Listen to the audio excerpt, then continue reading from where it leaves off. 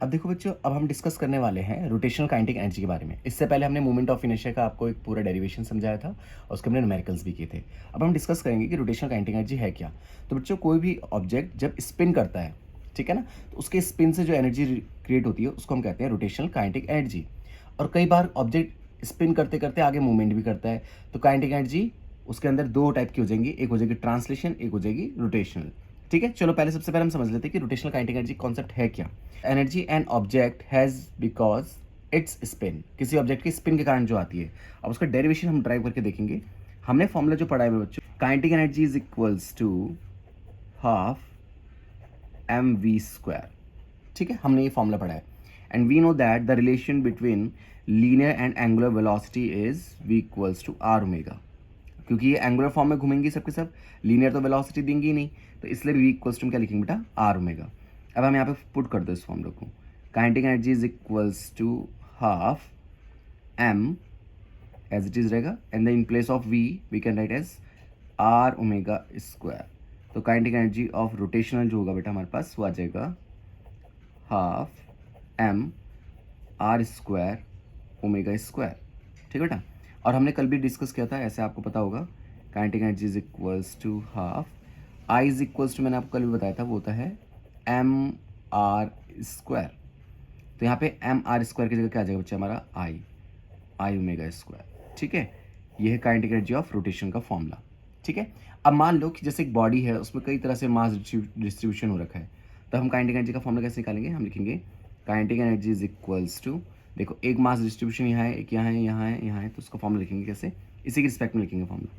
Half first वाला मास m1, first वाला distance r1 का स्क्वायर इंटू ओमेगा स्क्वायर। अब ओमेगा सबका सेम होगा क्योंकि रोटेशन तो सब एक जैसे ही दिखा रहे हैं ना, प्लस हाफ m2 r2 का स्क्वायर ओमेगा का square plus so on till nth term mn rn का स्क्वायर ओमेगा स्क्वायर। ठीक है, आई होप आपको साफ साफ दिख रहा होगा। तो सिग्मा ये हो जाएगा हमारा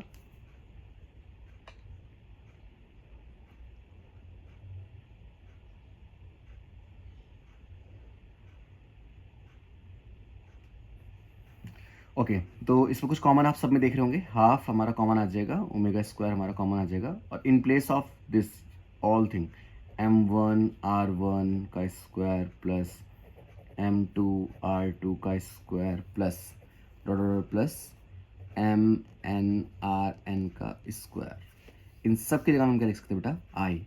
तब लिखेंगे kinetic energy is equals to half omega square, और इन सब के प्लेस पे पहले हमें बताना पड़ेगा सिग्मा, मतलब इन सब का सम एम आई आर आई। अभी एम आई आर आई क्या है, ये है कि आई टेंस टू 1 से और nth टर्म तक चलेगा हमारा। ठीक है, मतलब ऐसे स्क्वायर, मतलब इन सब का सम लिखने का तरीका ये भी होता है मैथमेटिकली।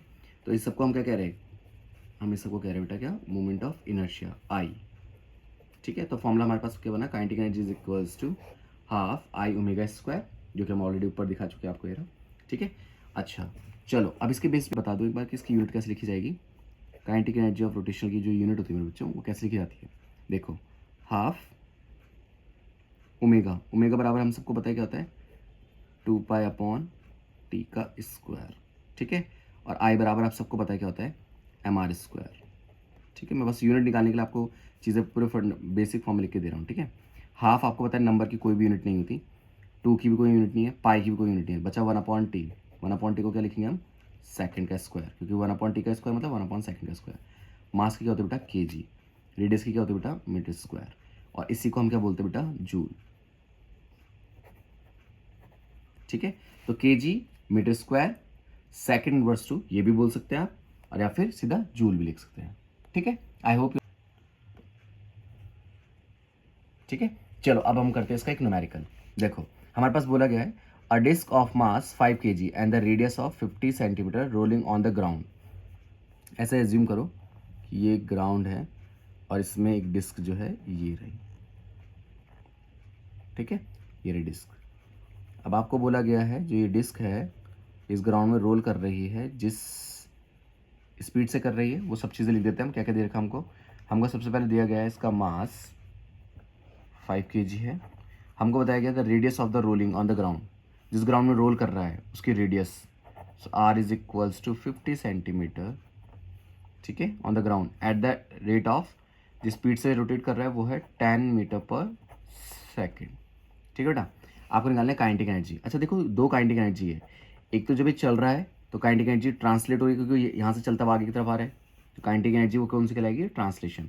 तो यहाँ पे मैं लिख देता हूँ काइनेटिक एनर्जी कौन सी वाली बेटा, ये ट्रांसलेशन वाली है,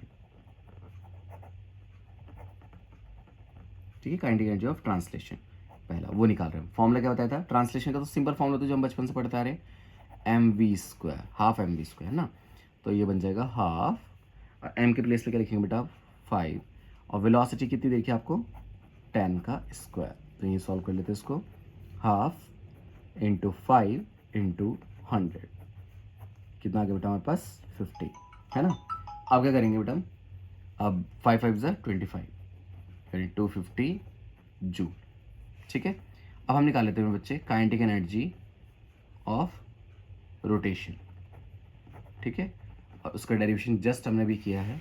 आप देखेंगे क्या लिखता है उसको formula, kinetic energy equals to half I omega square, यहाँ पे भी लिख दो फॉर्मूला क्या है, हाफ आई ओमेगा स्क्वायर, और इन प्लेस ऑफ आई हम क्या लिख सकते हैं बेटा, यहाँ देखो क्वेश्चन में पहले से गिवन है इतना चीज़ कि आई की जगह में आप क्या लिख सकते हैं हाफ एम आर स्क्वायर। ये हाफ एम आर स्क्वायर क्या होता है, moment of inertia of disc होता है, ठीक है बेटा। तो आई की प्लेस में आप यहाँ पे लिख दो 1/2 इंटू आई की प्लेस में पहले से गिवन है हाफ एम आर स्क्वायर, क्या बेटा ओमेगा स्क्वायर, ठीक है। हाफ इंटू हाफ 1/4, मास कितना देखा आपको 5, देखो इसकी इंटू यहाँ करी तो 4 हो गया, मास हमें 5 दे रखा है, और रेडियस हमें कितनी देखिए, रेडियस हमारे पास है बेटा कितनी 50, और सेंटीमीटर को किस में लिखा होगा बेटा पहले मीटर में, तो 100 से डिवाइड कर देते हैं स्क्वायर, और ओमेगा स्क्वायर, ठीक है। अब ओमेगा भी हमने कैलकुलेट नहीं किया, पर अब मैं ओमेगा को भी ओमेगा स्क्वायर से लेके चलता हूँ, ठीक है, इससे कैंसिल 5 1 ज़ा 5 5 2 ज़ा 10, ठीक है। अब हम इसको और देखेंगे ब्रीफ में कैसा होगा। यहाँ से हमारे पास क्या क्या बचा हुआ लिख देता हूँ, हमारे पास बचा बेटा 1/4 इंटू, यहाँ से बचा है 5, और यहाँ से बचा बेटा अभी हमारा 1/2 का स्क्वायर इंटू ओमेगा स्क्वायर, ठीक है बेटा। यहाँ तो कोई डाउट किसी बच्चे को तो पूछ सकते हैं, और नहीं है तो हम आगे सॉल्व कर रहे हैं, ठीक है। 1/4 इंटू 5 इंटू 1/4 इंटू ओमेगा की वैल्यू, अब देखो यहाँ पे ओमेगा की वैल्यू हम रफ लेके यहाँ पे कैलकुलेट कर लेते हैं।